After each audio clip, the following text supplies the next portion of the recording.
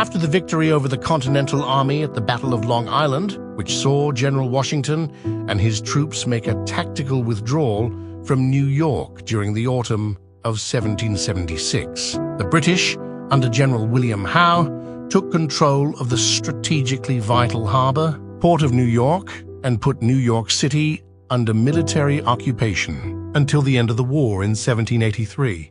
During their occupation, British forces incarcerated numerous individuals, predominantly Continental Army soldiers during the fighting around New York, and civilians who refused to pledge allegiance to the Crown. During this time, the Continental government had sanctioned and commissioned privately owned armed ships to aid the Patriot cause. Around 55,000 American seamen served as merchant marines or privateers. Those that were captured by the British had to either join the Royal Navy or be imprisoned. Historians estimated only 8% or slightly higher joined the British, while the rest accepted imprisonment.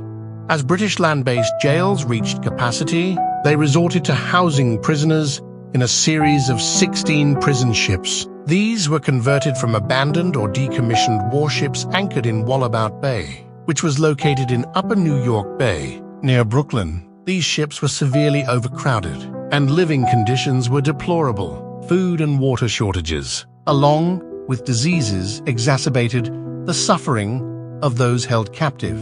Roughly 12,000 American prisoners of war died on board these British prison ships. By the end of the war, this number dwarfed the 6,800 Patriot soldiers who were killed in direct combat during the Revolutionary War. The HMS Jersey holds a notorious place in history as one of the most infamous British prison ships used during the Revolutionary War. It was referred to simply as Hell by the inmates. HMS Jersey was constructed according to the 1733 proposals of the 1719 establishment at Plymouth Dockyard. It launched on June 14, 1736, originally a 60-gun fourth-rate warship of the Royal Navy. It saw action in several conflicts, which included the War of Jenkins' Ear and the 7 Years' War. It was repurposed as a hospital ship in 1771. Ironically, the HMS Jersey's final transformation was into a floating prison anchored in Wallabout Bay, where atrocities to prisoners were committed from 1779 to 1783. Historians estimated that around 8,000 prisoners were registered to the HMS Jersey during the war. The HMS Jersey became a symbol of the harsh conditions endured by American captives during the conflict. The ship was designed to accommodate 400 sailors, but held up to 1,100 prisoners at times. It was overcrowded, and prisoners were crammed into dark, small, and poorly ventilated compartments below the decks. They suffered from extreme heat in the summer and bitter cold in the winter. Food was scarce and of poor quality, leading to widespread malnutrition and starvation among the prisoners. While the British Army's defeats mounted as the war progressed, the treatment of Patriot prisoners worsened as guards became increasingly cruel. They vented their frustrations on the American captives. Sanitation was virtually non-existent, with human waste accumulating on the floors of the crowded holds. This created a breeding ground for diseases such as smallpox, dysentery, and typhoid fever ran rampant on the HMS Jersey, claiming the lives of many prisoners. Those who fell ill received little to no medical care, which increased the death toll. 8 to 12 prisoners died every night.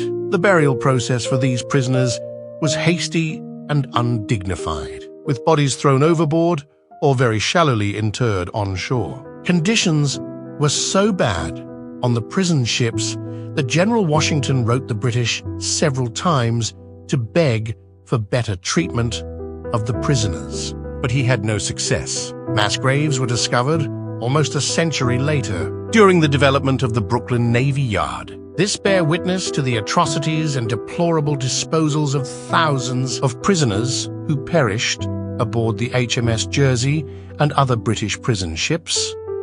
The cruelty of the prison ships on display was a method of psychological warfare that served two major purposes for the British. It was mainly an attempt to weaken the Patriots' war effort and morale. By affecting their enlistment process, it was also used as a recruitment tool for the British. The suffering of the prisoners would have ended had they betrayed their country and sworn allegiance to the crown. They were even bribed with money and land by the British to do so. But almost all Americans chose imprisonment and the prospect of death over betrayal. Despite the grim conditions, prisoners on the HMS Jersey exhibited remarkable resilience and defiance in the face of adversity. They maintained a sense of camaraderie and solidarity, supporting each other through the hardships of captivity. Many prisoners also engaged in acts of resistance, refusing to cooperate with their British captors and staging protests